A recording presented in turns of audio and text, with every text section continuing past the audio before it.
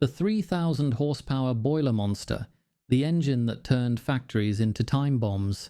In the annals of industrial history, few machines have evoked as much dread as the stationary steam boiler. A seemingly innocuous piece of equipment, it was the powerhouse behind the rapid expansion of American industry in the late 19th and early 20th centuries. However, its potential for catastrophe was often overlooked, leading to devastating consequences. The story of the 3,000 horsepower boiler is a tale of greed, negligence, and the tragic cost of prioritizing production over safety. This article delves deep into the dark legacy of these industrial giants, exploring the factors that led to catastrophic failures and the systemic issues that allowed them to persist. On a fateful day in March 1905, the gauge needle on a boiler climbed past 180, then 200, and finally locked at a number that would spell disaster. The operator, realizing the impending danger, lunged for the safety valve, but it wouldn't budge. In a matter of seconds, 3,000 horsepower of superheated steam tore through 6 inches of riveted iron, launching a 40-foot boiler through the brick wall like a cannonball.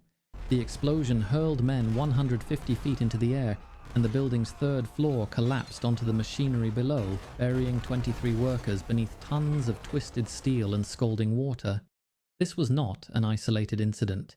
It was a grim reminder of the era's industrial negligence, where safety was often sacrificed at the altar of profit. The question that arises is not whether such explosions could have been prevented, but rather how many individuals recognized the dangers and chose silence over action.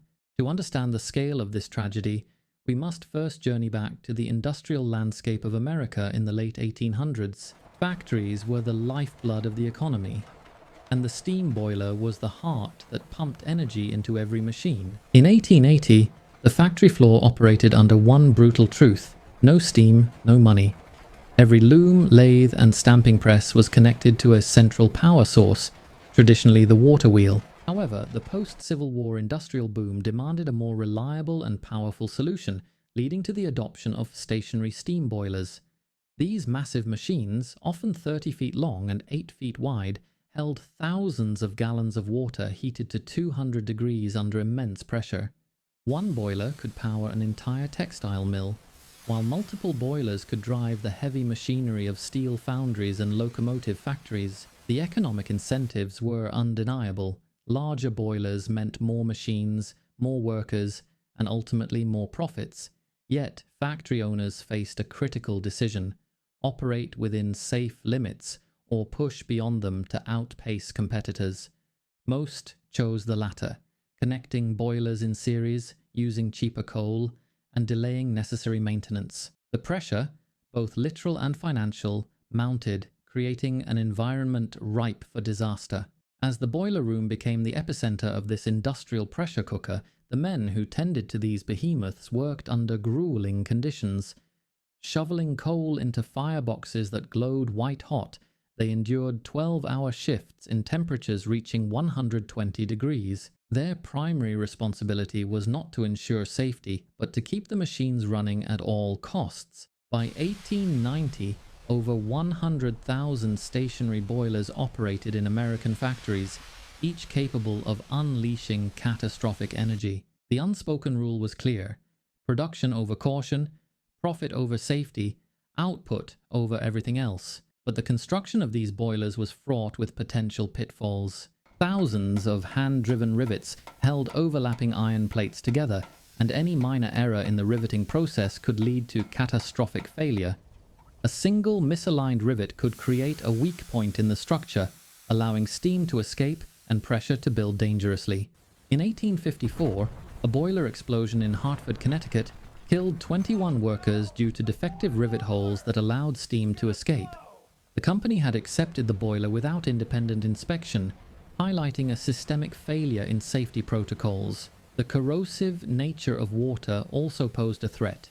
Operators often overlooked the importance of water chemistry, leading to scale buildup and corrosion that weakened the metal over time. Despite warnings from inspectors, many factory owners continued to operate dangerous boilers, prioritizing profits over safety. In 1893, a Massachusetts inspector reported finding hundreds of boilers in dangerous condition.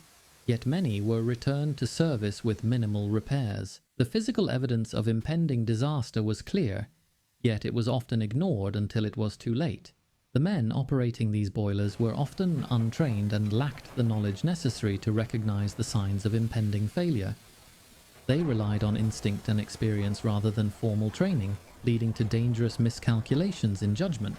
In Braidwood, Illinois, in 1883, a boiler exploded, killing 69 miners. The operator had noticed the pressure gauge climbing but assumed it was a temporary spike, unaware that the safety valve had frozen shut. His lack of training and understanding of the system led to a catastrophic decision that cost lives.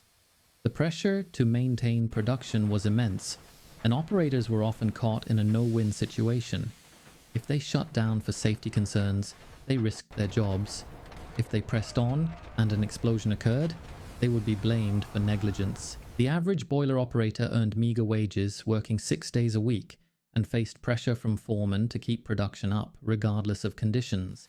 This culture of fear and ignorance created a perfect storm for disaster. Safety valves were designed as a safeguard against human error, yet they became the first line of tampering. Many factory owners modified or disabled these critical devices to increase pressure and output, often without understanding the dire consequences. Massachusetts law mandated safety valves calibrated to release pressure below maximum working levels, but many owners found ways to circumvent these regulations. The tragic explosion at the R.B. Grover Shoe Factory in Brockton, Massachusetts in 1905 serves as a stark example. 3 stationary boilers exploded simultaneously, killing 58 workers and injuring 117. Investigators found that the boilers had never received professional inspection and that safety valves were set to release at dangerously high pressures. The plant superintendent had been warned about bulging shells but chose to ignore the warnings, leading to a disaster that could have been prevented. The aftermath of such explosions was often gruesome. Superheated steam caused severe burns that penetrated deep into the skin, leading to agonizing injuries and high mortality rates among victims. Doctors of the era struggled to treat these injuries, and many survivors faced months of painful recovery.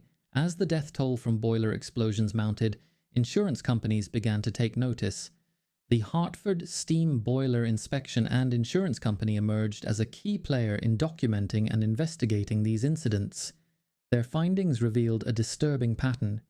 Preventable human decisions rather than mechanical failures were responsible for the majority of explosions. By the late 1890s, the statistics were alarming. An estimated 2,000 Americans died annually in boiler explosions, often without public awareness or outrage. Investigations revealed that factory owners routinely deferred maintenance and ignored safety protocols, prioritizing profits over worker safety. Public sentiment began to shift as labor unions and reform groups pushed for government intervention and regulation. In 1907, Massachusetts passed the first comprehensive boiler inspection law, requiring annual examinations and establishing minimum safety standards. However, the implementation of these laws was often inconsistent, and many factories continued to operate unsafe boilers. The introduction of electric motors in the early 20th century began to change the landscape of industrial power. Electric motors offered a safer, more efficient alternative to steam, leading to a gradual decline in the use of stationary boilers. By 1915, new factory constructions increasingly specified electrical systems, marking a significant turning point in industrial safety. And